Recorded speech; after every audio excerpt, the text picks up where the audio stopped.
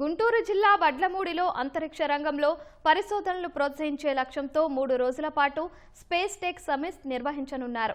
Vignan university హైదరాబాద్కు చెందిన అనంత technologies ఆధ్వర్యంలో ఈ సమిట్ ఏర్పాటు చేయనున్నారు.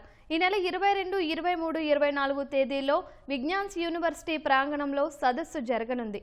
విద్యార్థుల్లో రాకెట్ తయారీ రంగంపై ఆసక్తి పెంచేందుకు రాకెటరీ ఛాలెంజ్ నిర్వహించబోతున్నట్లు తెలిపారు.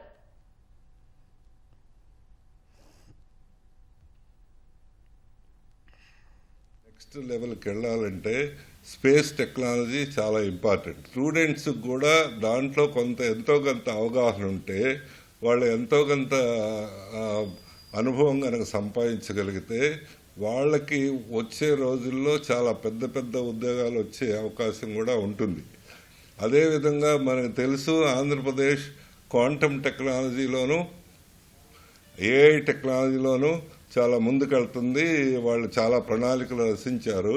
కానీ వాటితో పాటు స్పేస్ టెక్నాలజీ కూడా ఒక భాగం అయితే ఇంకా పురోభివృద్ధి చాలా బాగా జరిగే అవకాశం ఉంది. ఇండస్ట్రీ వాళ్ళు షోకేసెస్ వాళ్ళ యొక్క లేటెస్ట్ డెవలప్మెంట్స్ని ఎగ్జిబిట్ చేస్తారు, అలాగే వర్క్షాప్స్ కండక్ట్ చేస్తారు.